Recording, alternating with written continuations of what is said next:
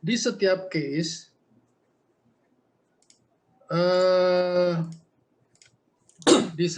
case itu akan disebut dua proposisi. Ya, proposisi itu definisinya apa ya proposisi ya? Bisa bentuknya pernyataan. Jadi proposisi ini levelnya kalimat. Jadi suatu, tapi beda dengan kalimat, ya, dengan statement. Salah satu bentuknya adalah berupa hipotesa, ya. Tapi ada yang bukan hipotesa juga, tapi pernyataan apa namanya semacam aksioma begitu ya. Jadi untuk case yang pertama ini proposisi satunya itu menyatakan nilai perusahaan.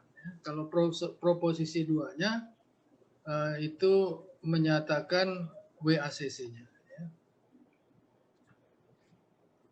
Proposisi satu untuk case satu tidak ada pajak, perusahaan pun pribadi, tidak ada bankruptcy cost, maka nilai perusahaan tidak dipengaruhi oleh struktur modal atau capital structure.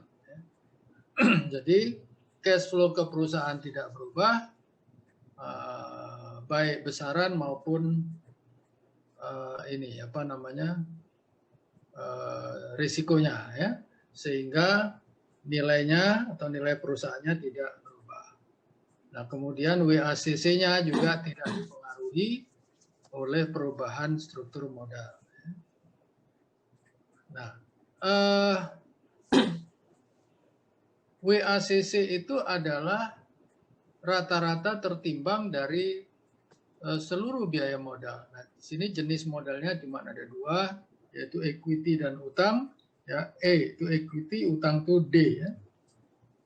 Sehingga rata-rata atau WACC-nya yaitu RA, ya, pakai A dia, A itu aset, E itu equity, D itu debt. Ya.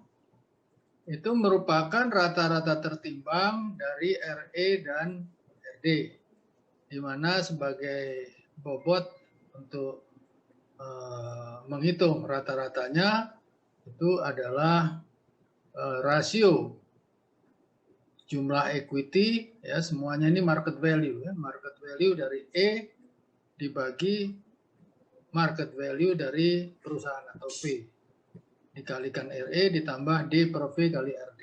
Ya. Nah, dari persamaan yang di atas itu maka diturunkan menjadi yang di bawah. Ya. Jadi RE sama dengan RA ditambah RA min RD kali D per E itu diperoleh dari persamaan di atasnya, diturunkan ke situ. Ya. Anda bisa lakukan sendiri, apa namanya, di textbook nggak ada, ya, tapi ini mudah. Ya. Jadi definisinya RA adalah WACC atau cost dari perusahaan yang dikaitkan dengan bisnis risk-nya. Ya. Jadi risiko perusahaan itu ada dua, ada business risk dan ada financial risk. Business risk-nya itu kalau Anda membayangkan income statement atau laporan rugi laba, itu perhitungannya dari sales sampai ke EBIT. Jadi sales dikurangi cost of goods sold atau COGS, HPP yang harga pokok penjualan, diperoleh gross profit dikurangi biaya operasi seluruhnya atau operating expenses, maka diperolehlah EBIT atau operating profit. Ya. Nah, sampai di situ maka ceritanya adalah business risk. Artinya apa? Anda bisa membayangkan kalau ada fluktuasi sales, maka dia akan mempengaruhi fluktuasi EBIT. Nah, itu akan di dalamnya akan ditentukan besar kecilnya fluktuasi EBIT akibat fluktuasi sales oleh banyaknya fixed cost di dalam kegiatan operasional, ya, perusahaan. Jadi apa namanya, itu adalah business risk. Ya. Kemudian turun ke bawah, di situ ada interest. Nah, interest ini besar kecilnya dipengaruhi oleh banyaknya utang. Ya. Kemudian turun lagi setelah dikurangi interest, ada tax katakanlah, kemudian ujungnya setelah dipotong tax ada income statement. Ya. Jadi net income, ya, net profit, ya, paling bawah. Nah, besar kecilnya net profit atau naik turunnya net profit akibat naik turunnya EBIT, ini hubungannya EBIT dengan net income. Itu dipengaruhi oleh besar kecilnya fixed cost yang bentuknya beban bunga, ya. Di mana beban bunga itu besar kecilnya ditentukan oleh besar kecilnya utang perusahaan. Ya. Jadi hubungan antara EBIT dengan net income, di mana perubahan EBIT mengakibatkan fluktuasi net income. Fluktuasi net income akan semakin besar kalau di dalamnya ada beban bunga yang fix, ya, jadi fixed cost. Bahkan financial risk atau risiko keuangan. Jadi risiko keuangan itu dipengaruhi oleh banyak sedikitnya utang perusahaan. Ya. Jadi kalau lihat di layar ini ada RA dikurang RD kali D per E, itu menggambarkan financial risk. Ya. Jadi besarannya itu semakin tinggi kalau D-nya makin besar. Jadi kalau D-nya makin besar, E-nya makin kecil, D per E-nya makin besar, dikalikan selisih RA dengan RD, maka seluruhnya menjadi makin besar. Ya. Jadi kembali lagi ke persamaan di atas, bahwa RE isinya itu adalah biaya yang menggambarkan risiko bisnis, yaitu RA, ya, ditambah biaya yang menggambarkan financial risk, yaitu RA min RD dikali D per E. Ya. Oke. Nah, dari persamaan ini kemudian bisa memahami gambar ini. Ya. Nah, persamaan tadi itu ditulis ulang di bawah, di mana RE sama dengan RA plus RA min RD dikali D per E. Nah, gambar ini sumbu horizontalnya itu adalah debt equity ratio, yaitu D per E. Sedangkan sumbu tengkaknya itu adalah cost of capital untuk masing-masing, ya, bisa RA, bisa RE, bisa RD. Ya. Jadi garis biru menggambarkan persamaan RE sama dengan RA plus RA min RD dikali D per E. Ya.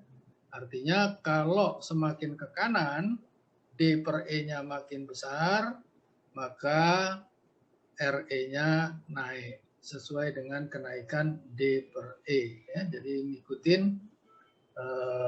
persamaan yang di bawah itu.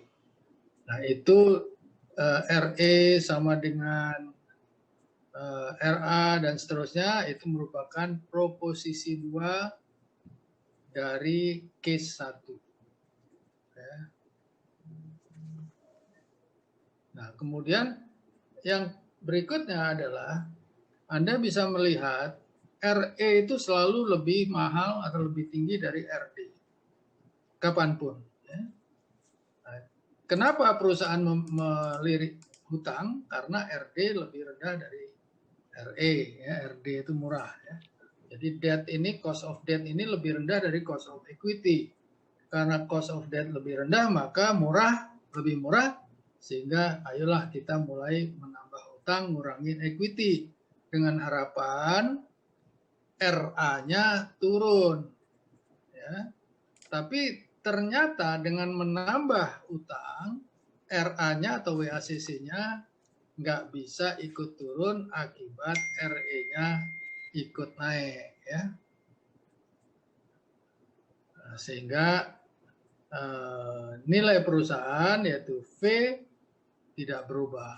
Ya. Walaupun D-nya tambah, ya, tapi tidak bisa naik karena WACC-nya tidak berubah. Ya.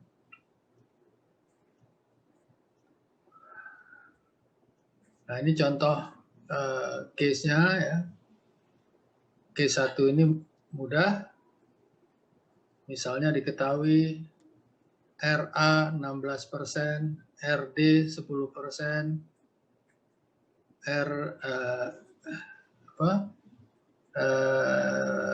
percent of debt 45%, berarti debt equity ratio-nya adalah 45% dibagi 55%. Ya. Pertanyaannya berapa cost of equity, yaitu RE, mengikuti rumus tadi, maka RE sama dengan RA ditambah RA min RD dikali debt equity ratio, dapatlah 20,91%. Ya. Jadi angka RE 20,91% ini bisa dihitung dengan informasi atau data di atas. Nah, kemudian pertanyaan berikutnya, andai kata cost of equity-nya bukan 20,91 tapi 25%, dibalik sekarang, berapa debt equity ratio-nya? Jadi pada debt equity ratio berapa RE-nya 25%, ya, menggunakan rumus yang sama di mana debt equity ratio-nya diketahui, ya, tapi RE-nya dicari. RE-nya diketahui, debt equity-nya dicari. Ya, terbalik. Maka bisa dihitung dengan persamaan yang sama tadi, dapatlah debt equity ratio-nya 1,5. Ya. Jadi 1,5 ini utang banding equity. Nah, kalau 1,5 berarti utangnya lebih banyak dari equity-nya, yaitu 1,5 banding 1. Ya. Jadi kalau 1 itu equity-nya, utangnya 1,5, maka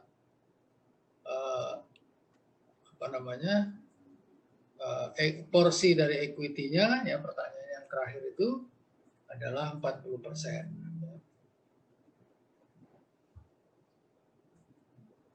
Kemudian menggunakan CAPM.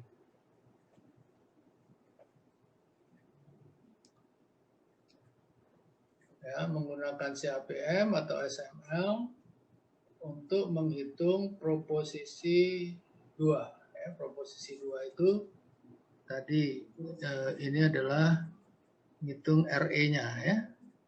Ini yang di bawah ini, proposisi 2 itu oleh Modigliani and Miner itu mengenai RE-nya.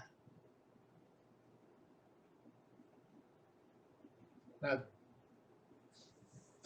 persamaan CAPM itu kita sudah pelajari di bab 13, di mana RA sama dengan RF plus beta A dikali RM min RF. Ya. Nah, di sini beta A itu adalah beta dari aset perusahaan, ya, yang mengukur systematic risk dari aset perusahaan.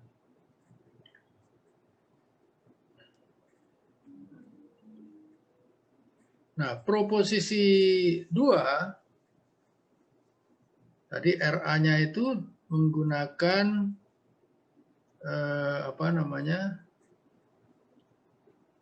formula yang di atas, ya, CAPM itu, kemudian diturunkan ke bawah, ya, bahwa ini, ya.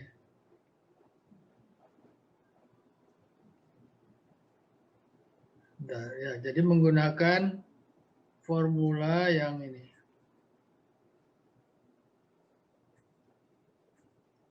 Yang RA sama dengan WACC sama dengan E per V kali RE ditambah D per V kali RD.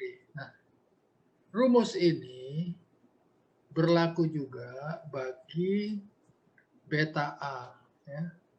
Beta A itu dia merupakan rata-rata tertimbang dari RE dan RD. Ya, di mana masing-masing RE dan RD itu dikalikan bobotnya. Kalau RE dikalikan E per V, RD dikalikan D per V. Nah, di sini kalau kita gunakan untuk menghitung beta A sama dengan E per V kali beta E ditambah D per V kali beta D. Ya. Sama cara ngitungnya. Jadi menggunakan rumus itu, ya, di bab 13 kita udah pelajari itu bahwa overall beta itu merupakan rata-rata tertimbang dari masing-masing komponennya. Ya. Nah, menggunakan itu maka di sini kita harus mengasumsikan ya, bahwa utang yang digunakan itu adalah sebesar RF. RF itu adalah rate dari tingkat bunga dari utang di mana utangnya riskless atau risk free. Ya. Nah, sehingga kalau dia risk free utangnya maka betanya sama dengan 0. Ya. Karena betanya sama dengan 0, maka beta E, ya, jadi di sini kalau Anda lihat yang paling bawah ini, RE sama dengan RF, harusnya ditulisnya plus beta E kali RM min RF. Ya, sama seperti yang di atas. Ya, RA sama dengan RF plus beta A kali RM min RF. Nah, yang di bawah itu mestinya sama dengan yang di atas, yaitu RE sama dengan RF ditambah beta E kali RM min RF. Nah, beta E dalam hal ini sama dengan beta A dikali 1 plus D per E. Ya, cara apa namanya menghitungnya, mendapatkannya menggunakan cara yang sama seperti rumus proposisi 2 itu. Ya. Ya, saya udah coba hitung, saya dapatkan ini ya. Jadi beta E sama dengan beta A kali 1 plus D per E. Ya. Ini asumsinya adalah beta utang atau beta RF, beta D itu sama dengan 0. Ya.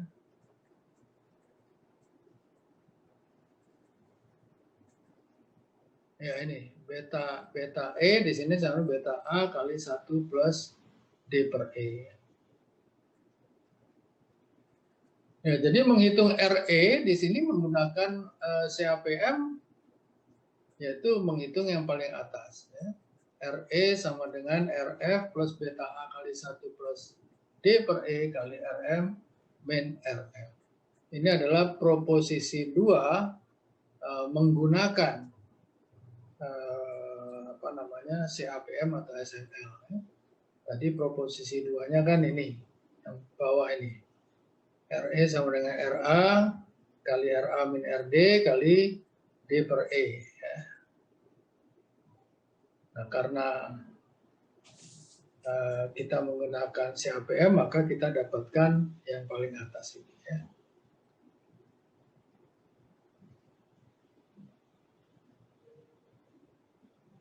Jadi apa namanya rumus-rumus ini hanya ingin menggambarkan pada kita semua bahwa systematic risk daripada equity atau beta E itu ditentukan oleh systematic risk-nya dari aset yaitu beta A yang menggambarkan business risk dan besaran dari debt equity ratio yang menggambarkan financial risk. Nah, sekarang case 1 gambarnya ini, artinya merubah debt equity ratio tidak memberikan perubahan pada atau tidak mempengaruhi WACC. WACC-nya tetap aja sebesar itu ya, sebesar RE awalnya itu. Jadi awalnya di saat utangnya 0, RE itu sama dengan RA. RD-nya 0 karena belum ada utang. Ya. Nah, tetapi dengan menambah utang memang mendapatkan cost yang lebih rendah sebesar RD, tapi komponen equity-nya dikalikan dengan cost yang semakin tinggi sebesar RE, rata-ratanya tidak berubah, yaitu sebesar RA ini. Ya. Nah, case 2, asumsinya dirubah. Ya. Artinya ada tax, di mana corporate tax itu mengakibatkan interest atau interest expense merupakan tax deductible atau pengurang pajak. Ya. Artinya, jika perusahaan menambah utang, akan mengurangi pajak. Ya. Ceteris paribus atau all else equal. Ya. Nah, pengurangan pajak ini yang mengakibatkan adanya kenaikan cash flow ke perusahaan. Ya. Jadi pajak yang berkurang harusnya cash flow ke pemerintah itu sebesar pajak, karena berkurang maka cash flow-nya menjadi ke perusahaan. Ya. Nah, mestinya kenaikan cash flow ini ya, all else equal, artinya risikonya tidak berubah ya, atau berubah tapi tidak proporsional, maka akan mengakibatkan yang berbeda ya. Contohnya di sini. Kolom 2 ini unlevered earn dibandingkan dengan levered earn kalau berhutang ya. Jadi di sini utangnya 6.250, bunganya 8%, sehingga biaya bunga $500. Ya. Kemudian kita lihat di sini $500 itu mengurangi EBIT. Ya, tadinya tidak ada utang, dia 0, sekarang ada utang 500. Menjadi dari 5.000 menjadi 4.500. Jadi cash flow perusahaan yang ke bunga ke pemegang utang atau bondholders itu 500. Nah, sisanya yang 4.500 itu dibagi 2 ya, sebagian ke pemerintah yaitu dalam bentuk pajak, ya, sisanya yaitu net income dia ke pemegang saham ya. Oke. Nah, kemudian cash flow-nya tadinya 3.300, nah sekarang meningkat menjadi 3.470, yaitu 1.530 ditambah 2.970 yang ke pemegang saham ditambah 500 yang ke bondholders. Ya. Jadi ini Anda bayangkan investornya orang yang sama, sebagian memegang saham dia mendapatkan 2.970 dan sebagian dia pegang obligasi dia mendapatkan 500. Ya. Jadi total cash flow ke stockholders dan bondholders itu meningkat dari 3.300 menjadi 3.470. Ya. Artinya nilai perusahaan meningkat karena ada pertambahan arus kas.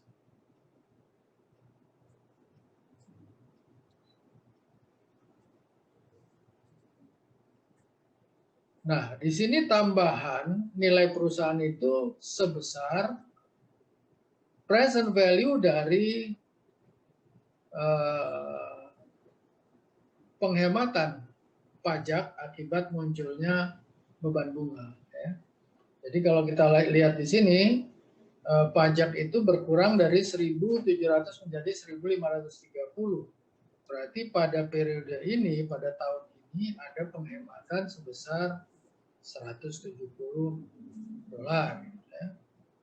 Nah, penghematan sebesar $170 ini bisa dihitung dengan mengalihkan TC, tax corporate tax ini 0,34 dengan beban bunga ya, 500. Nah, kemudian kalau setiap tahun seperti ini sampai waktu tak terhingga perpetuity, ya, asumsinya perpetual debt for simplicity ya. Jadi sampai kapanpun ke depan, maka present value dari perpetuity yang cash flow-nya sebesar 170 ini konstan itu adalah sebesar 2.125. Jadi dibagi R ya, R-nya di sini sebesar 8%. Nah, sehingga kita bisa menghitung present value dari annual interest tax shield sampai waktu tak terhingga, totalnya adalah 2.125. Ya. Jadi kalau per periode 170, maka sampai waktu tak terhingga sebesar 2.125. Nah, angka ini bisa diperoleh dengan mengalihkan TC kali D. Ya. Kalau di atas tadi 170 itu adalah TC kali I, interest expense, 500. Nah sekarang TC kali D, di mana D itu utangnya 6.250. Sehingga dapat 2.125. Nah, ada kenaikan value of the firm sebesar present value dari utang ini, ya, dari beban utang, dari penghematan pajak.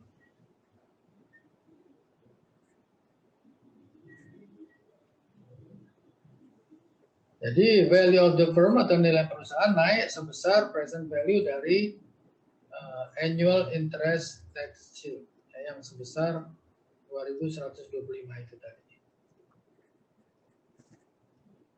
Nah, sehingga Anda bisa memahami persamaan ini, value of a levered firm, jadi nilai perusahaan dari yang berhutang, sama dengan value of unlevered firm, yaitu nilai perusahaan kalau tidak ada hutang, ditambah present value dari penghematan pajak. Ya.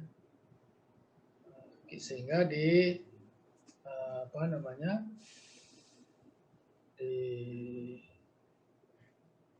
tulis ulang kembali bahwa value of equity sama dengan value of the firm dikurangi value of debt. Ya.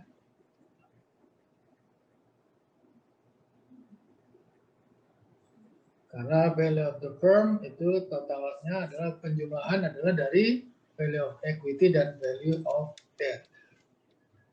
Nah, secara ringkas, maka value of unlevered firm, VU, ya, sama dengan EBIT kali 1 min T, yaitu net income, dibagi RU. RU itu adalah cost of unlevered firm, ya. Jadi sama dengan ini RE pada saat utangnya 0, yang paling kiri itu.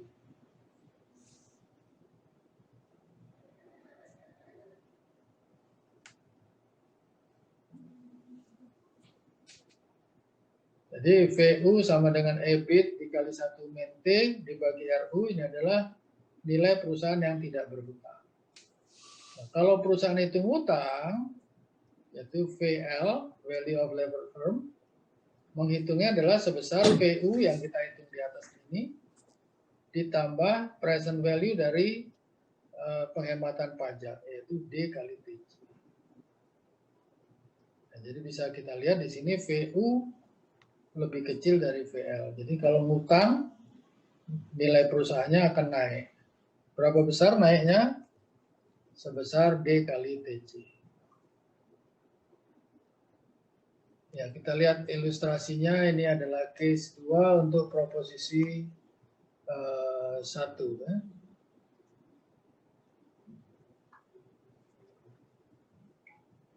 Proposisi 1 adalah mengenai value of the firm. Jadi EBIT-nya 25 juta, tax rate-nya 35%, utangnya 75 juta, cost of debt-nya 9%. unlevered cost of capital 12%. Jadi kalau belum ada utang, maka R-nya atau RE-nya 12%. Ya. Nah, dari data-data itu bisa dihitung nilai perusahaan tanpa utang, yaitu VU. Ya, mengikuti formula yang sebelumnya di sini, VU sama dengan EBIT kali 1 min TC dibagi RU. Ya. Jadi VU ini adalah EBIT kali 1 min TC dibagi RU. EBIT-nya 25, TC-nya 35%, RU-nya 12%. Ya. Maka diperolehlah nilai perusahaan tanpa utang 135,42 juta. Berapa VL-nya?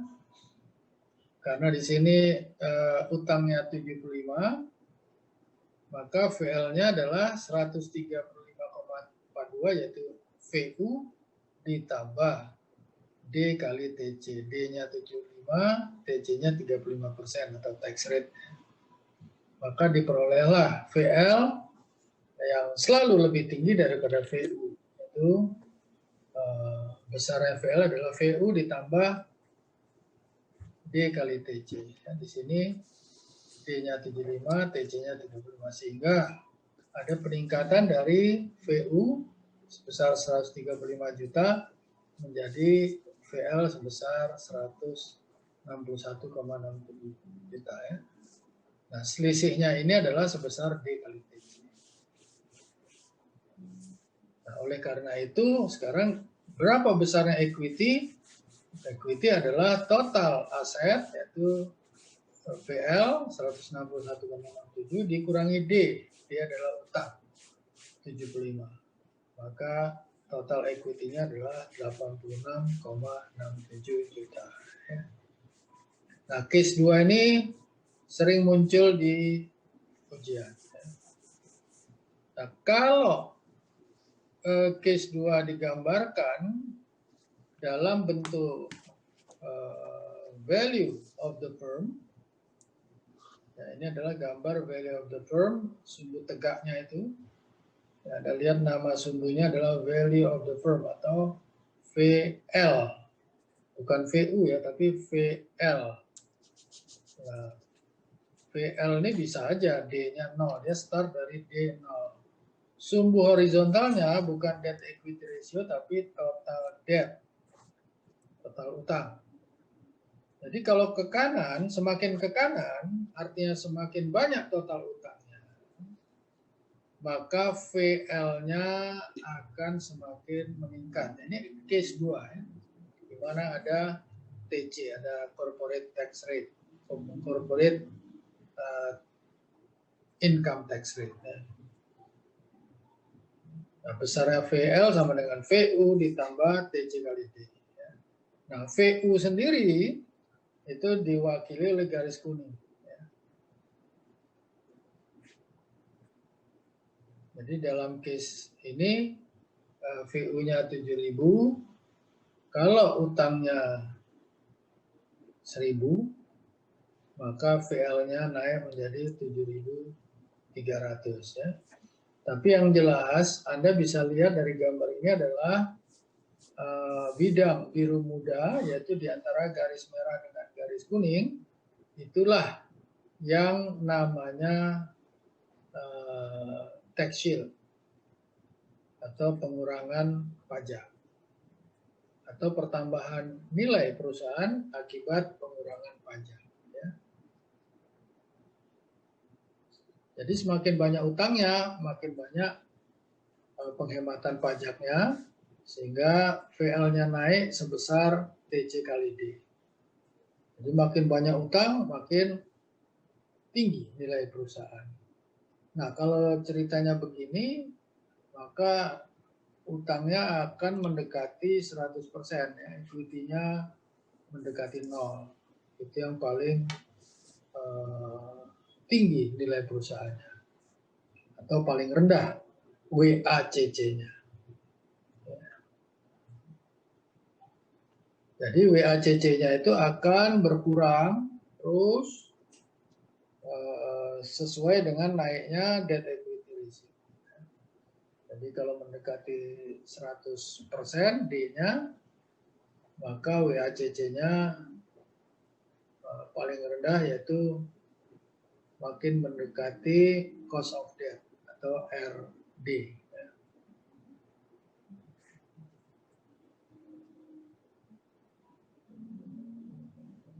Nah, rumus RA A-nya itu aset ya, sama dengan bobot bobot equity yaitu E per V dikali cost of equity RE ditambah bobot utang yaitu D per V dikali RD.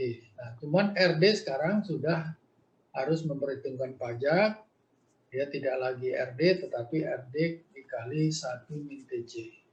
Jadi kalau RD itu adalah before tax cost of debt, nah sekarang karena dia tax deductible, maka dia harus dihitung after tax. Jadi RD kali 1 min TC adalah after tax cost of debt. Nah, kemudian RE dengan demikian, ya ini kalau apa namanya, tadi kita di Q1 menggunakan RA, maka di sini kita menggunakan RU, unlevered firm. Ya. Jadi RE sama dengan RU ditambah RU kurang RD kali D per E kali 1 min TC. Ya. Jadi kalau di case 1, 1 min TC-nya nggak ada. Di case 2 ini ada 1 min TC. Jadi persamaan RE sama dengan RU plus RU min RD kali D per E kali 1 min TC ini adalah proposisi 2.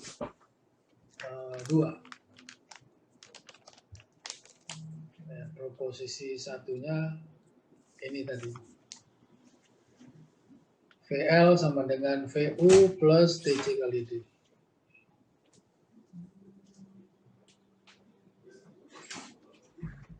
Nah, menggunakan contoh yang mana ini sama nggak?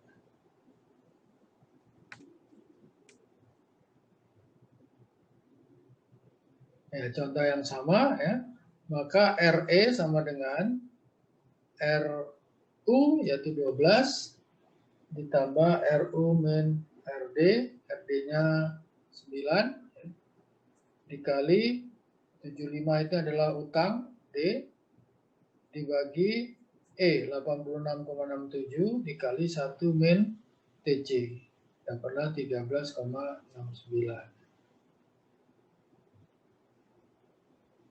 ya. Jadi angka-angka ini diperoleh dari contoh sebelumnya ini ya, yaitu debt-nya 75, equity-nya sudah dihitung 86,67 sehingga debt equity ratio-nya menggunakan di sini 75 dibagi 86,67.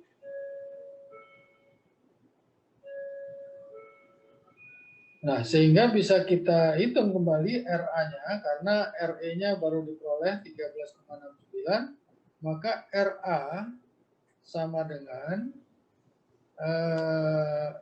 equity dibagi V, ya, equity-nya 86,67, V-nya yaitu equity tambah hutang 161,67 dikali RE, ya, RE-nya 13,69 ditambah 75 itu utang dibagi nilai perusahaan V ya 16167 dikali RD 9 ya dikali 1 min TC. Jadi RD kali 1 min TC ini adalah cost of debt ya, after tax cost of debt. Sehingga diperolehlah RA atau sama dengan WACC sebesar 10,05 ya. Anda lihat di sini RA-nya 10,05 berarti lebih rendah daripada 12. 12 itu adalah RU-nya. Kalau nggak pakai utang, RU-nya 12%. RA-nya 12%, tapi dengan menambah utang, RA-nya bisa turun. Nah, Berarti dengan kondisi case 2 kalau menambah utang maka bisa menekan WHCC. Dalam case ini turun dari 12 ke 10,05.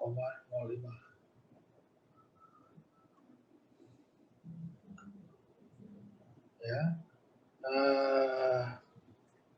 Kalau proposisi 2 maka Anda bayangkan ini adalah persamaan RE. Jadi case 1, case 2, case 3 kalau proposisi 2 itu mengenai RE. Proposisi 1 selalu mengenai value of the firm. Misalnya apa namanya? Debt equity ratio-nya dirubah menjadi 1.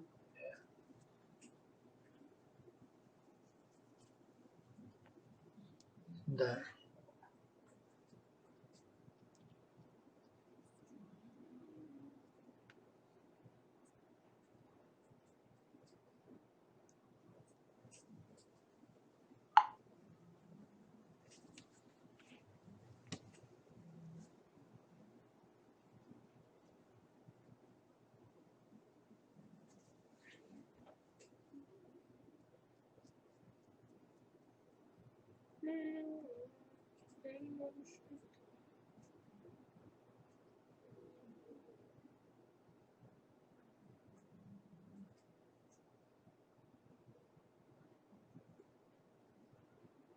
Bentar ya, saya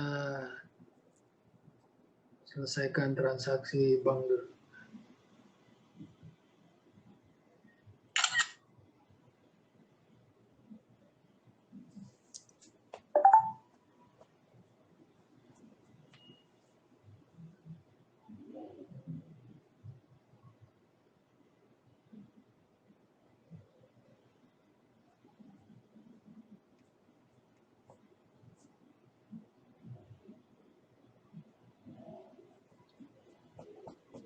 Oke. Jadi contoh di sini misalnya debt equity ratio-nya dibuat menjadi 1, maka di rumus RE ini kalau tadi debt equity ratio-nya 75 berbanding 86,67, maka di sini dirubah aja langsung dengan angka 1. Berarti besaran utang dan equity sama besarnya. Masing-masing 50% dari total permodalan. Maka diperolehlah angka RE 13,95%. Ya. Nah, dilanjutkan kalau gitu berapa WACC-nya atau RA-nya? Ya, sama dengan bobotnya masing-masing yaitu setengah kali RE 13,95 ditambah 50% kali after tax cost of debt yaitu 9% dikali 1 dikurangi TC ya. Sehingga dapatlah angka 9,9%.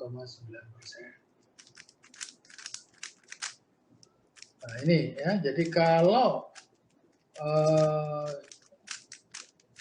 case 2 gambarnya seperti ini.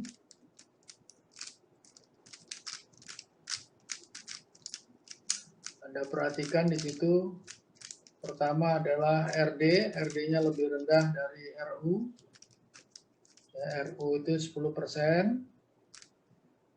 RD-nya after tax cost of debt, yaitu RD-nya before tax-nya itu 8% dalam gambar ini.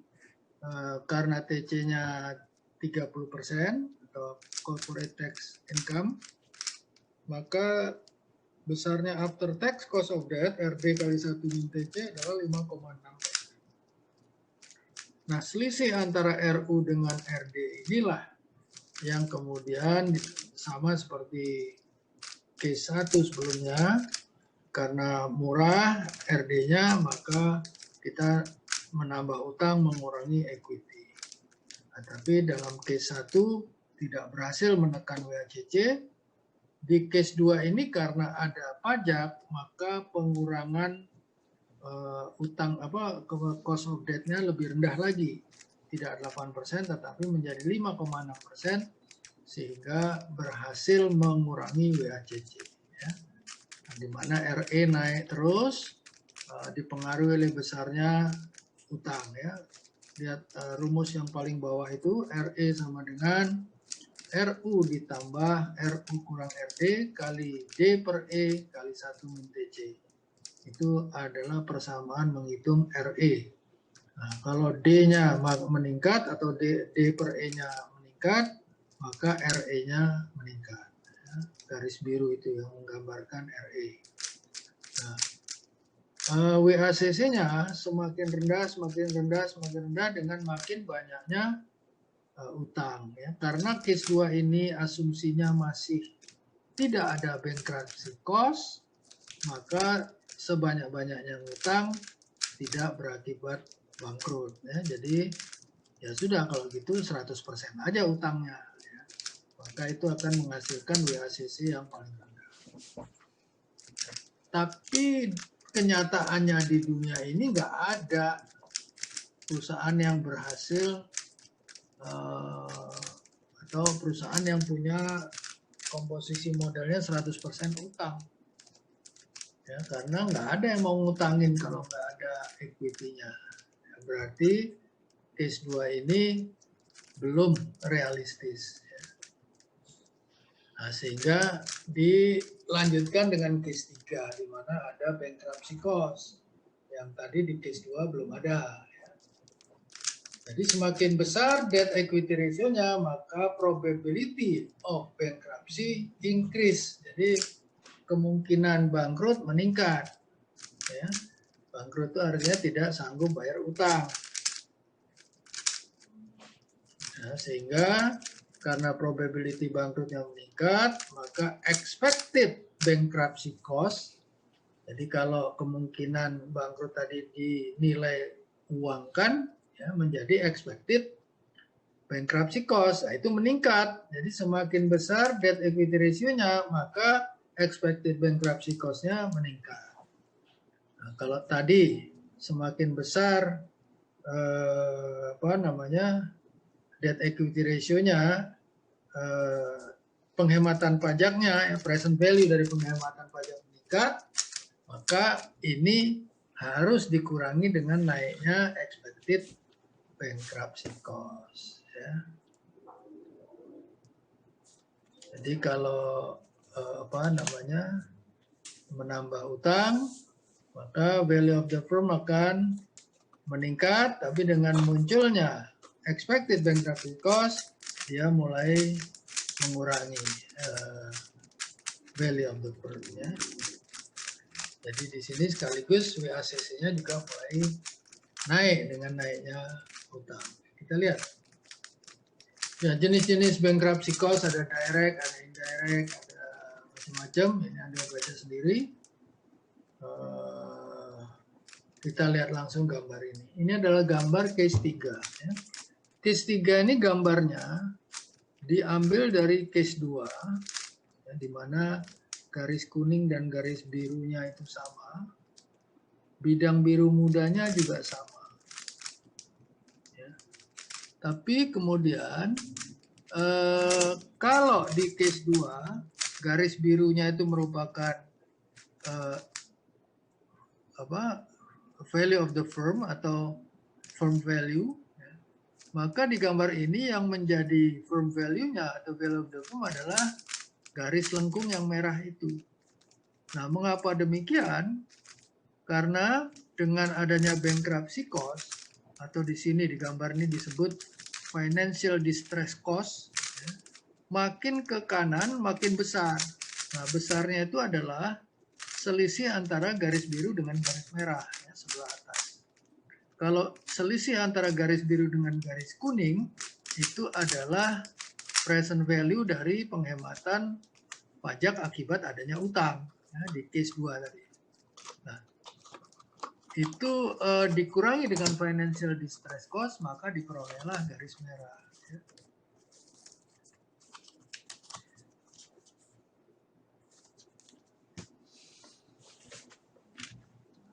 Nah, ini ya, case 3 ini yang kemudian disebut sebagai static theory atau static trade-off theory. Nah, kenapa disebut trade-off? karena trade off antara present value of tax shield on debt ya, dengan financial distress cost atau bankruptcy cost. Ya, menurut teori ini menjadi ada namanya optimal amount of debt. Jadi kalau lihat gambar ini jumlah utang ya, itu yang optimal adalah pada saat nilai perusahaan atau actual firm value yang garis merah itu mencapai angka tertinggi ya, atau maximum firm value. Ya. Jadi sekarang VL-nya itu berubah dari garis biru menjadi garis merah. Ya, kalau ini dari nilai perusahaan atau proposisi 1, nah ini dari proposisi 2-nya. Ya. Proposisi 2 ini menggambarkan garis biru atau RE yang meningkat terus. Itu proposisi 2. Nah, proposisi 1-nya kalau di sini adalah WACC-nya mewakili garis merah yang di sini, actual firm value, itu proposisi 2. Ya. Jadi di sini optimal optimal debt equity ratio adalah pada saat WACC-nya minimum. Ya. Sama dengan di sini optimal amount of debt, ya. Kalau dia nilai perusahaan maka di sini bukan debt equity ratio tapi total debt. Nah, kalau di sini debt equity ratio. Itu diperoleh pada saat WACC minimum diperoleh pada saat debt equity ratio tertentu, yaitu WACC yang terendah. Nah, Anda lihat di sini juga cost of debt-nya itu garis biru yang paling bawah. Itu suatu saat kalau utangnya sedemikian rupa banyaknya, dia mulai naik. Tadinya rata, tetap, kemudian naik. Ya, karena yang ngasih utang juga melihat risikonya meningkat. Risiko tidak bisa mengembalikan utang. Ya. Beda dengan case 2 yang garisnya lurus terus. Ini RD, ini yang kuning. Ya. Itu karena tidak ada bankruptcy cost atau tidak ada probability untuk bangkrut. Nah, di sini ada. Ya. Ya itu kira-kira case 1, case 2, case 3, di mana case 3 adalah teorinya yaitu static trade-off theory of capital structure, di mana optimal capital structure-nya itu ada, berarti relevan merubah-rubah struktur modal untuk mendapatkan struktur modal yang optimal bisa. Ya. Kalau di case 1 nggak bisa, case 2 nggak realistis, case 3 yang lebih realistis menjawab pertanyaan itu. Oke, ya. Nah, ini kesimpulan dari yang tadi.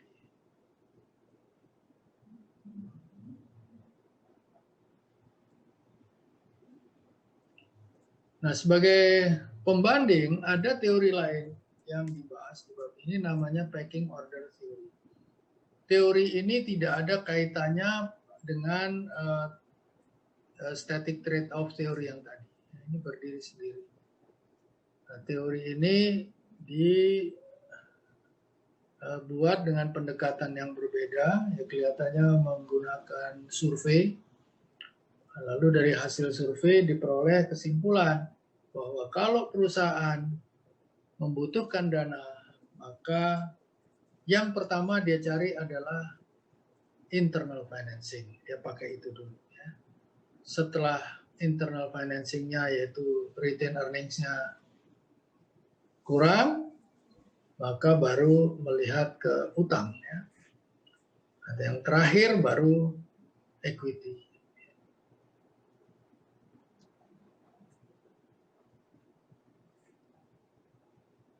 Nah, dari pecking order teori ini diperoleh juga hasil penelitiannya tidak ada target atau ketentuan mengenai debt equity ratio-nya. Ya. Yang jelas, kalau perusahaannya bagus, sangat menguntungkan, maka utangnya sedikit. Ya, nggak mau bagi-bagi dia. Mau dinikmatin sendiri oleh pemegang saham.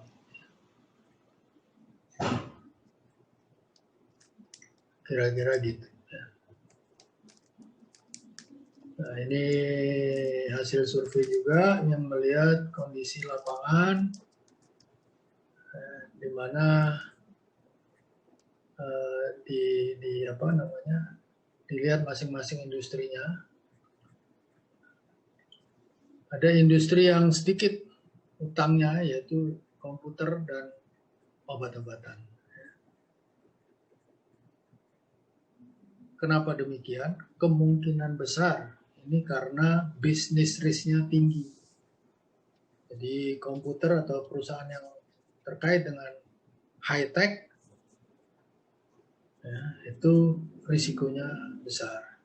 Begitu juga dengan obat-obatan, itu bisnis risk-nya juga tinggi karena R&D-nya besar. Ya, mirip dengan komputer dan elektronik, itu R&D-nya besar. Sehingga karena bisnis risk sudah tinggi, jangan lagi dibebani dengan financial risk, yaitu utang yang besar. Ya. Sebaliknya, ada bisnis yang memang kenyataannya utangnya banyak.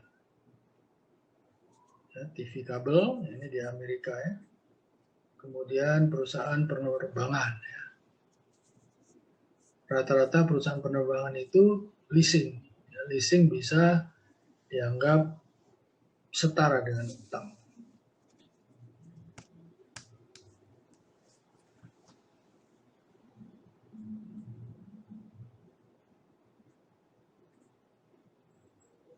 Oke. Nah, ini contoh soal case 2. Ya. Diketahui EBIT, tax rate, utang, cost of debt, kemudian RU, ya, cost of unlevered firm, disuruh menghitung berapa besarnya equity perusahaan ini. Ya, tadi sudah ada contohnya, jadi ini hanya pengulangan dengan angka yang berbeda.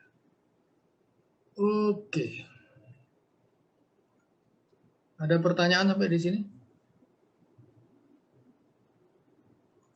Kalau nggak ada, kita masuk ke bab 15 ya. Sorry.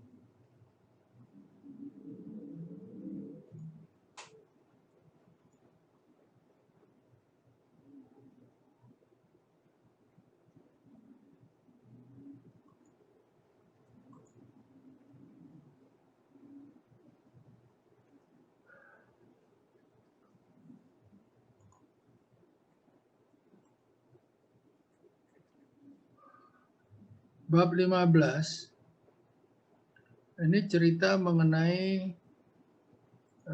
sumber-sumber permodalan sesuai dengan tahapan perkembangan perusahaan. Ya. Jadi nanti cerita mengenai venture capital, kemudian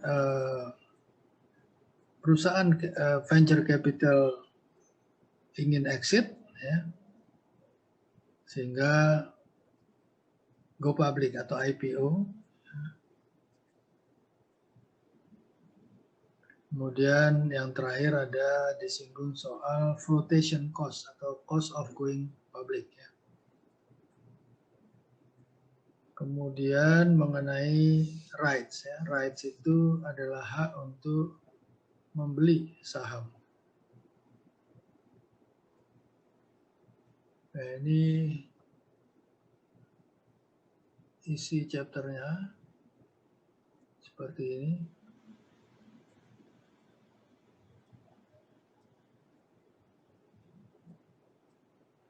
Ya, kita coba membahas bab 15 ini sebagai konsep dasar. Jadi saya tidak membahas realitanya di Indonesia seperti apa, tapi secara umum di dunia seperti apa. Ya. karena setiap negara berbeda-beda. Misalnya venture capital di Amerika dengan di Jepang itu berbeda sekali. Nah, di Indonesia juga beda lagi. Tapi basisnya ceritanya sama. Ya. Jadi venture capital ini adalah private financing, ya, jadi tidak melalui go public, yang biasanya diaplikasikan untuk usaha baru atau bisnis baru yang mencari pendanaan ya, dalam bentuk equity. Jadi venture capital ini adalah equity financing.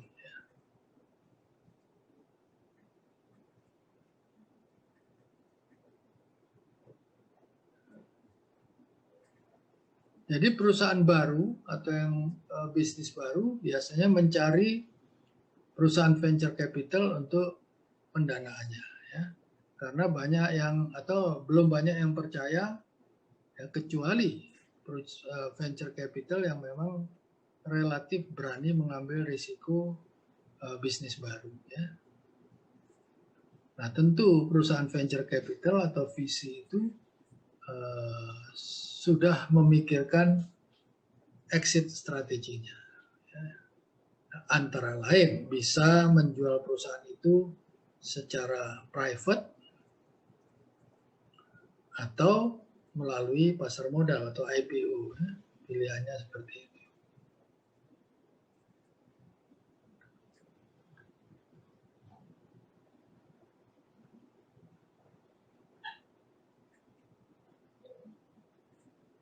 Nah, ini adalah pembentukan venture capital itu juga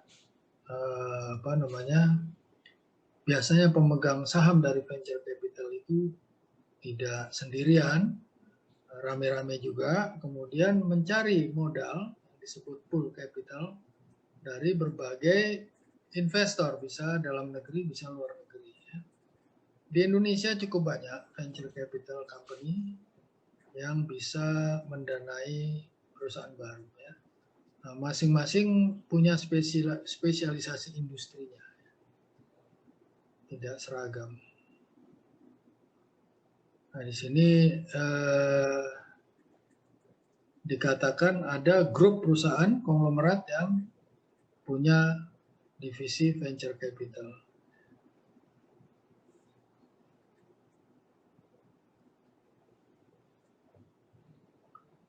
Nah, kalau memilih perusahaan venture capital, ini pakai apa namanya, gerak begitu, enak ya. Nah, mencari perusahaan venture capital itu perhatikan kondisi keuangan perusahaan itu. Jadi misalnya Anda punya bisnis baru, cari perusahaan venture capital atau venture capitalist di sini. Diceklah hal-hal ini. Antara lain juga exit strateginya seperti apa. Reputasi dari venture capital itu juga harus diperhatikan. Yang nguping kiri kanan tanya yang sudah pernah berhubungan atau isu-isu apa mengenai venture capital tertentu, ya. Ada yang serakah, ada yang kejam, ada yang baik dan sebagainya. Nah, exit strateginya biasanya ke IPO kalau bisnisnya cukup besar dan cukup bagus.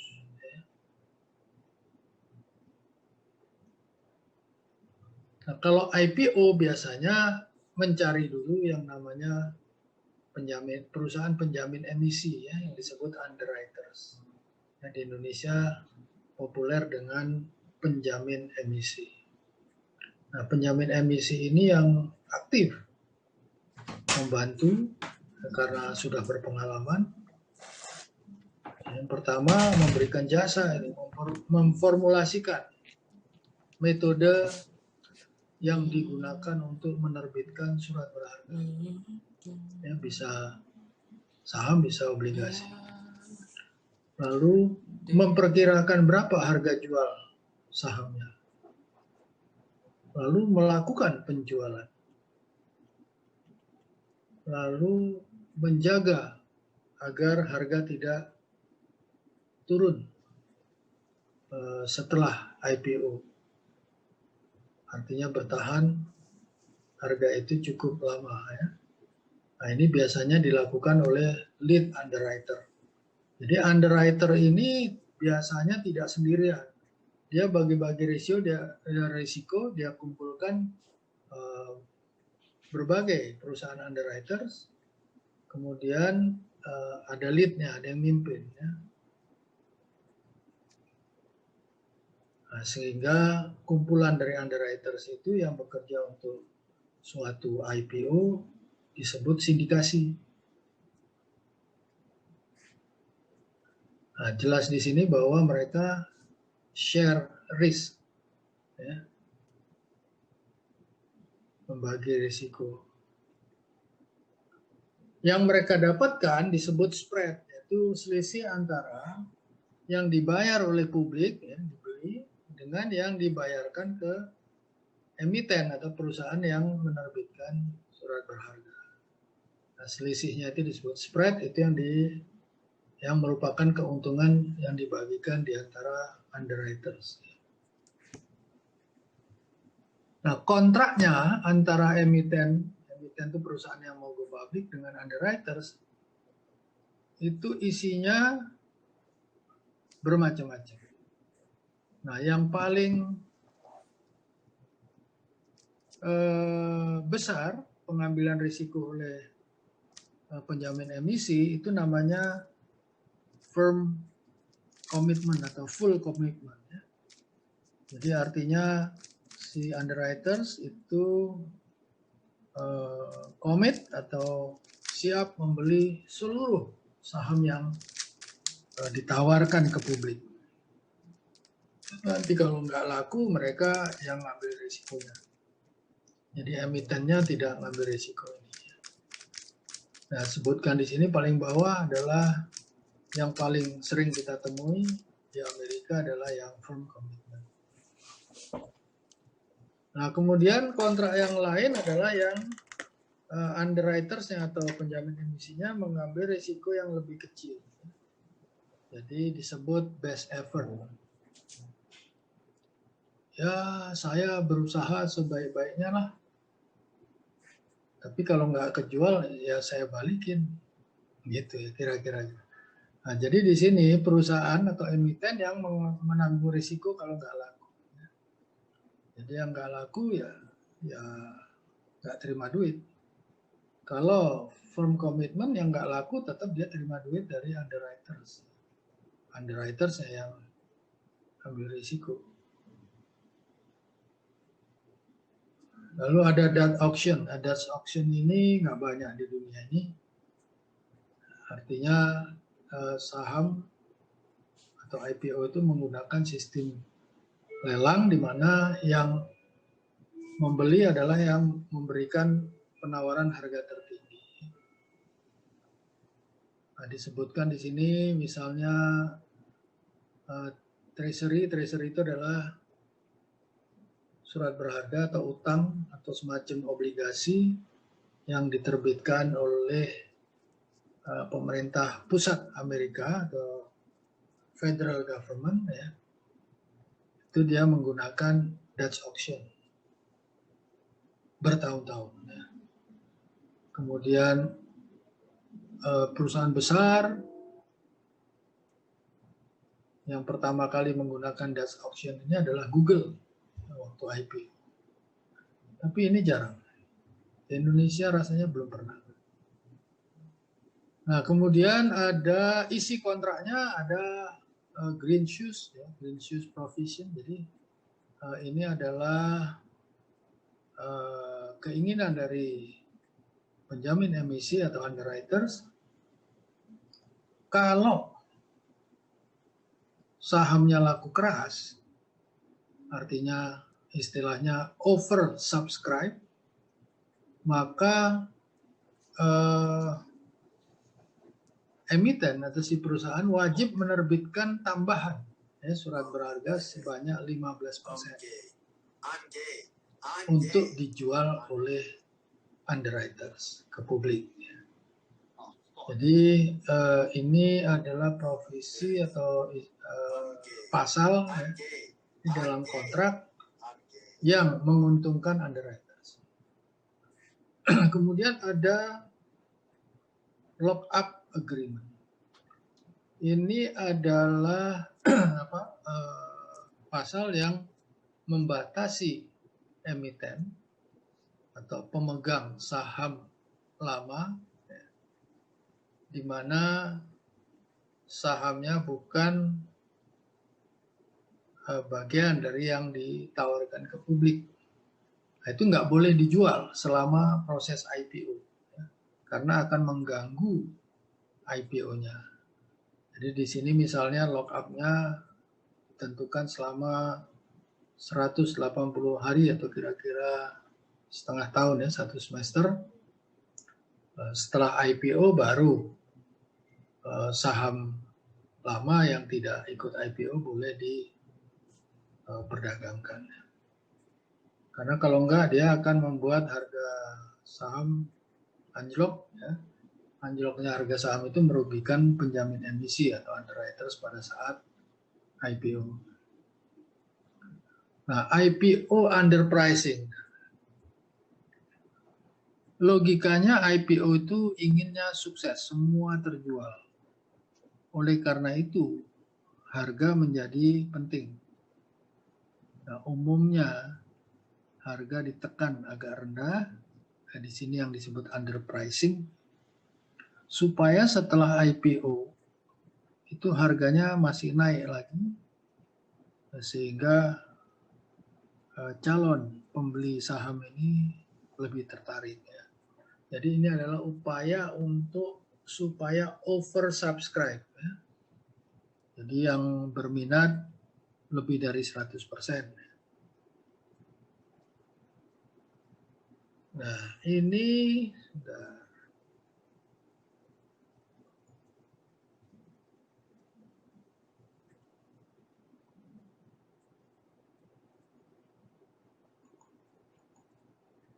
Ya.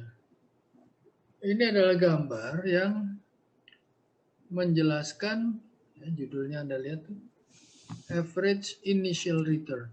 Ya, yang dimaksud dengan average initial returns itu lihat sumbunya adalah average return first day. Ya. Jadi kalau ditawarkan pada hari ini, misalnya pagi hari, dengan harga perdana, kemudian harganya diharapkan oleh banyak pihak yang manapun itu naik, ya, karena itu menguntungkan semua pihak. Nah ini kaitannya ke underpricing tadi, ya, underpricing dari IPO. Jadi Anda lihat di sini sedikit sekali ya, kondisi di mana setelah IPO harganya turun. Yang garis-garis tegaknya itu ke bawah itu sedikit sekali, umumnya naik ya. Ini menunjukkan secara umum IPO itu dilakukan underpricing. Ya.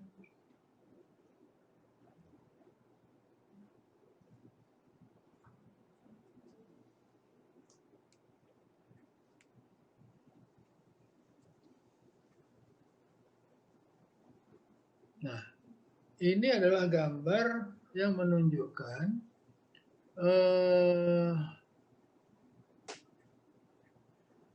jumlah IPO pada kurun-kurun waktu, ya ini antara tahun 1960 sampai 2007. Jadi yang paling sepi itu antara tahun 73 sampai tahun 79. Ya, itu jarang sekali ada IPO. Nah, kemudian yang rame itu di sekitar tahun 1985, tahun 1995, dan tahun 1999.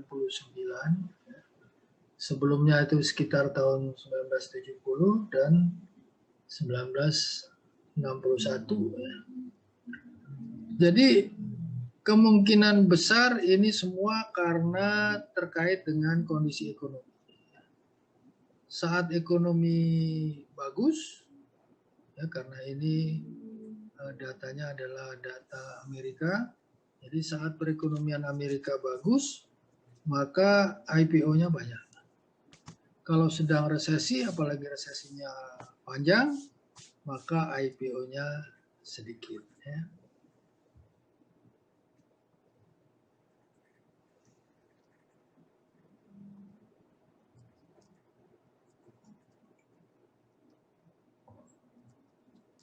Oke.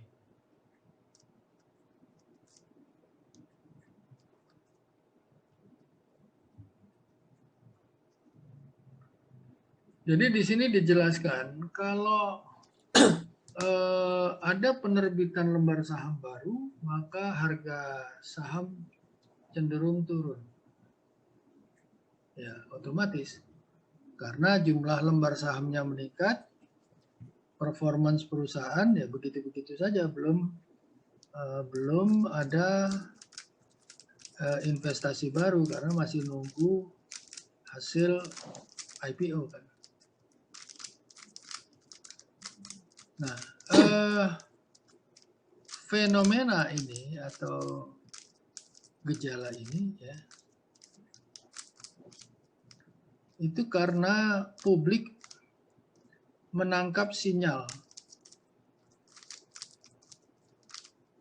ya, sinyal mengenai new equity issue. Jadi kalau kita percaya dengan teori tadi yang namanya pecking order teori, itu kan urutannya kalau mau nyari dana, cari internal financing dulu ya, ambil dari keuntungan diputuskan mana yang dibagi sebagai dividen, mana yang ditahan sebagai retained earnings. Nah kalau masih kurang maka nyari utangan ya. Utang, dan kalau utangnya udah mentok, dianggap kebanyakan, baru nyari equity. Jadi equity ini adalah the last resort atau yang paling akhir.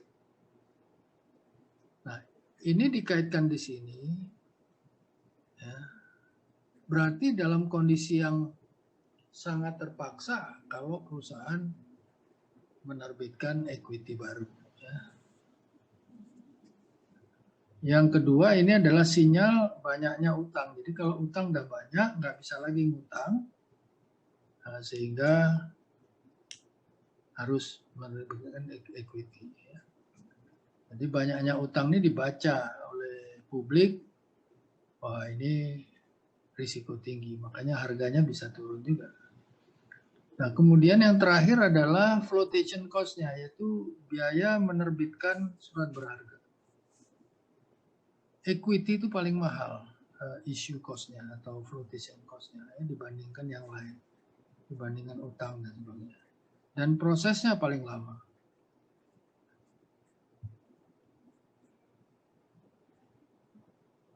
Ya, jadi menerbitkan equity baru ini bisa memberi sinyal yang negatif juga. Ya. Nah, kalau terlalu negatif sinyalnya, maka harganya turun juga banyak. Nah, ini tadi yang disebut flotation cost atau issuance cost. Antara lain spread, ya, sudah dijelaskan tadi spread itu apa. Kemudian direct expenses, bentuknya legal fee, filing fee, dan sebagainya. Kemudian indirect expense, seperti opportunity cost, waktu yang dihabiskan oleh direksi untuk melakukan IPO ini. Kemudian abnormal returns, maksudnya harganya jatuh, ya, terlalu banyak. Yang jatuh itu adalah harga saham lama. Ya.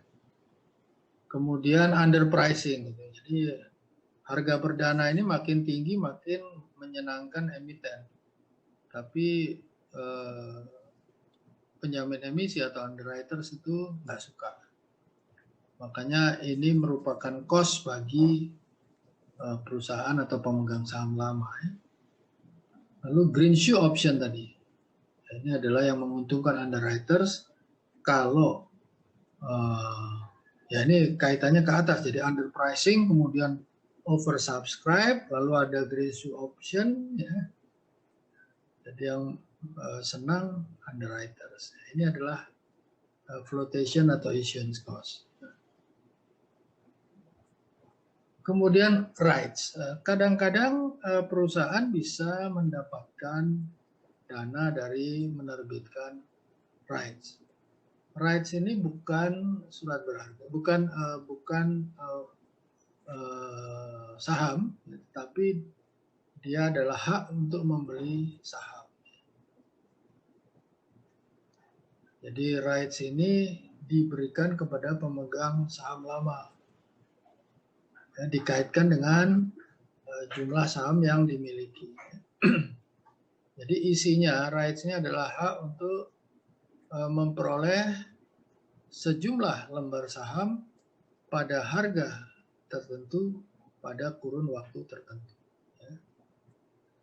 Dan kemudian rights itu bisa diperdagangkan. Jadi kalau pemegang saham lama yang mendapatkan rights itu lalu ingin menjual, itu ada harganya di pasar, ya. Bisa diterbitkan di OTC atau over the counter.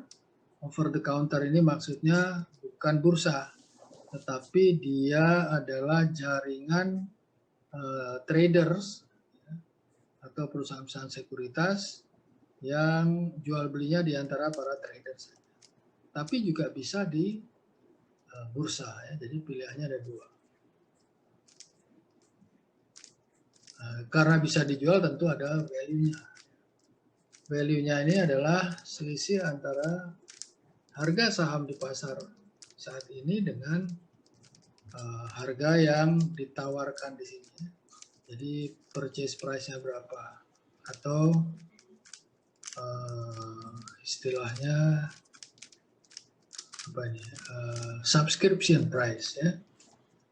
Jadi kalau isinya rights itu misalnya perusahaan ingin mendapatkan dana dari rights offering 10 juta. Lalu subscription price-nya adalah 20. Jadi 20 ini adalah harga beli saham yang ditentukan di rights tadi, yaitu 20. Nah, 20 ini biasanya selalu lebih rendah dari harga saham hari ini. Harga saham hari ini misalnya 25. Ya, jadi kalau subscription price-nya itu tidak lebih rendah dari harga hari ini, nggak menarik, orang nggak mau beli rights. Nah, saat ini perusahaan sudah beredar sahamnya 5 juta. Berarti kalau butuh 10 juta, ya, 10 juta, kemudian subscription price-nya 20, current stock price-nya 5 juta, berapa saham lagi yang mau diterbitkan, ya. Kemudian berapa rights yang digunakan untuk membeli satu saham, mendapatkan satu saham. Berapa nilai dari rights, ya. Nah, ini Anda coba baca di textbook, pelajari. Saya lupa apakah PR-nya ada menyentuh ini. Nah, setiap ada lembar saham baru atau equity offering, maka jumlah lembar sahamnya meningkat, lalu terjadi dilusi. Dilusi itu artinya kehilangan value dari pemegang saham lama.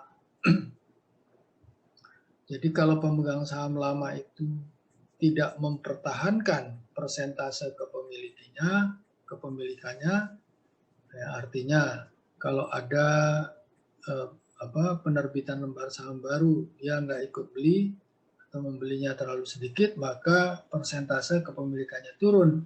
Nah, disitulah dia mengalami dilusi. Ya. Yang kedua, kalau proyek perusahaan itu memiliki net present value-nya negatif, itu juga ada dilusi. Ya.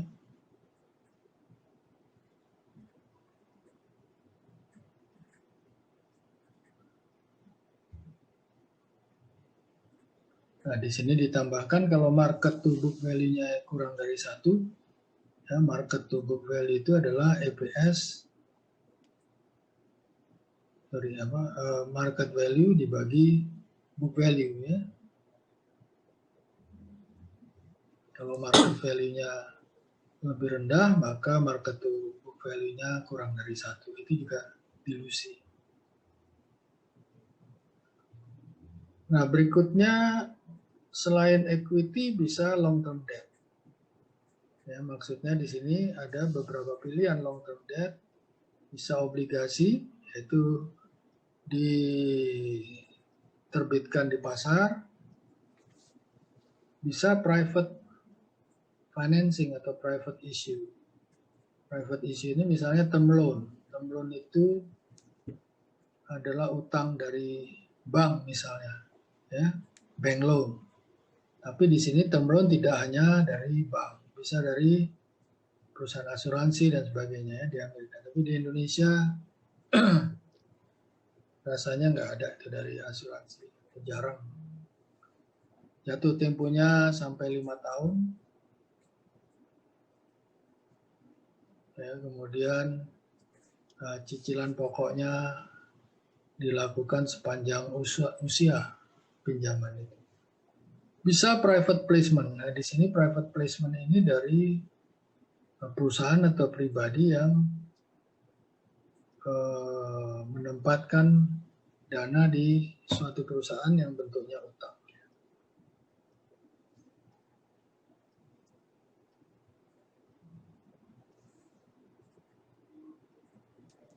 Nah, private placement ini cost-nya lebih rendah dibandingkan IPO atau public, ya. Karena syaratnya lebih ringan, jadi flotation-nya lebih rendah. Oke, saya kira itu bab 15 yang bisa disampaikan. Ya. Ini adalah yang saya minta Anda pelajari sendiri dari textbook, menghitung value of right. Ya.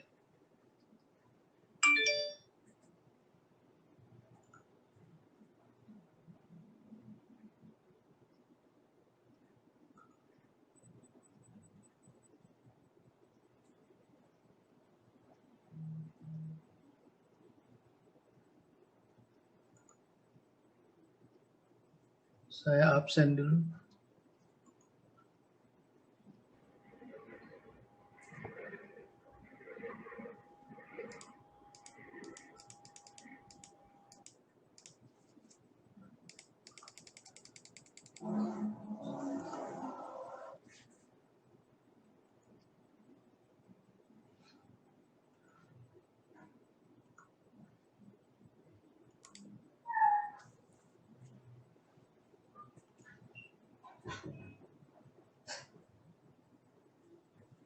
Afrildo ada? Hadir, Pak. Alda? Hadir, Pak. Indika? Hadir, Pak. Anggi Putri? Ada hadir, Pak. Anissa? Kapitalisnya berencana untuk exit atau ada kayak proporsi gitu, kalau hutangnya udah sampai 50% udah boleh IPO kayak gitu, Pak. Iya. Jadi pada dasarnya perusahaan yang sahamnya atau obligasinya di IPO-kan itu harus perusahaan yang menarik. Menarik itu artinya mempunyai potensi memberikan return yang tinggi ya bagi para investornya. Nah, menarik ini atau memberikan kemungkinan memberikan abnormal return ya seperti yang tadi tuh. Setiap kali go public dia harganya atau returnnya naik. Sedikit sekali yang negatif kan. Jadi di Amerika itu contohnya, di Indonesia juga mirip seperti itu. Nah Indonesia ini mulai belajar jatuh bangunnya ya bursa saham itu sejak tahun 1988 ya. Sebagian dari Anda atau semua barangkali belum lahir tuh ya. Muhammad Rian udah lahir belum 88? Rian kok kabur dia? Rian udah lahir belum? Rifki udah lahir Rifki? Belum, Pak. Belum. Jadi tahun 1988 itu mulai bangun gitu ya, mulai bangun bursanya. Nah, pada waktu itu setiap kali IPO harganya selalu naik. Ya. Jadi setelah IPO harganya naik. Jadi sampai publik itu beranggapan udah merem aja deh kalau ada IPO beli aja pasti harganya naik. Nah itu berlangsung sampai tahun 1990 ya. Kondisinya terbalik. Setiap kali IPO harganya turun. Jadi yang tadinya merem kalau beli pasti untung. Nah sekarang kalau merem kalau beli pasti rugi gitu ya. Jadi masyarakat mulai belajar. Oh ternyata pasar itu tidak selalu menguntungkan. Ya. Artinya pasar perdana itu hanya 2 tahun menjanjikan keuntungan yang bagus, habis itu pahit. Ya.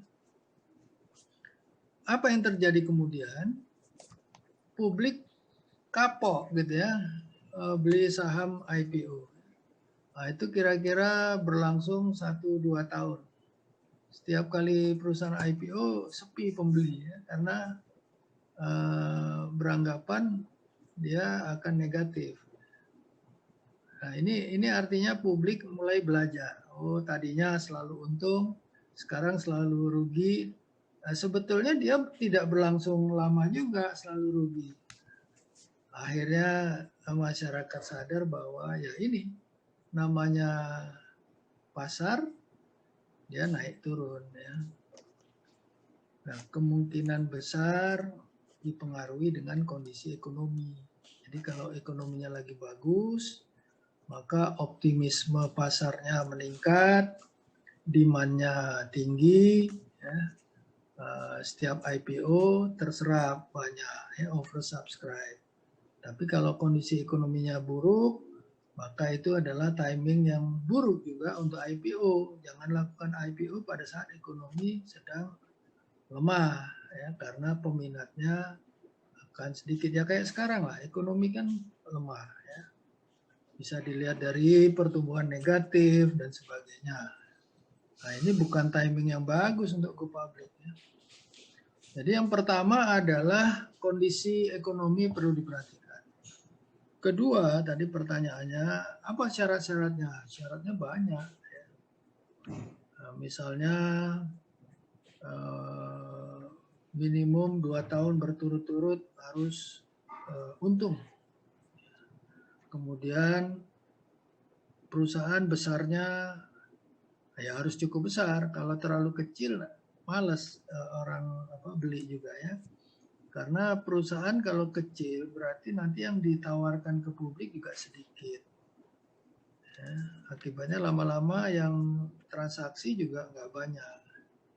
Ya, kalau transaksinya nggak banyak berarti sahamnya tidur. Nah, kalau saham tidur, ya berarti yang sudah terlanjur beli mau jual susah, cari pembeli ya, dan sebagainya. Nah itu yang disebut tidak liquid sahamnya, ya, karena yang memiliki jumlahnya sedikit, ya, kemudian transaksi setiap hari saham perusahaan itu juga jarang. Ya. Nah, itu dihindari. Jadi kalau kita mau beli saham, cari saham yang ramai diperdagangkan. Ya, artinya liquid. Artinya apa? Kalau suatu saat kita mau jual, gampang. Artinya gampang itu waktu kita jual tidak terpaksa membanting harga. Ya, bisa dijual dengan harga normal. Ya begitu ya. Nah, jadi apa namanya? Menerbitkan lembar saham baru itu mengalami atau harus melewati satu proses panjang yang disebut apa namanya? Apa istilahnya kalau ini? Ada yang tahu namanya? Proses ya, mulai dari dipersiapkan sampai terbit itu apa prosesnya? Go public, Pak. Bukan. Apa, Pak? Jadi nanti ada legalnya, ada accountingnya, ada valuasi asetnya, ya, dan sebagainya. Nah, itu ada istilahnya. Itu mengalami waktu yang panjang. Nah, panjangnya waktu dan banyaknya yang terlibat, itu juga biayanya besar. Ya.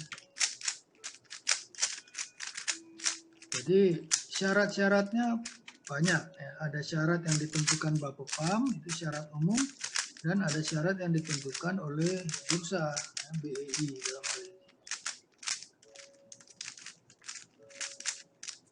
Banyak syaratnya ya, Helinsa ya. Siapa tadi yang nanya? Iya Pak, Helinsa. Helinsa ya. Terima Jadi kasih Pak. Anda tinggal pergi ke bursa, minta daftar persyaratan IPO atau go public. Nah, sana udah disediakan itu ya. Atau Anda searching di Google juga kemungkinan besar juga ada. Ada lagi pertanyaan?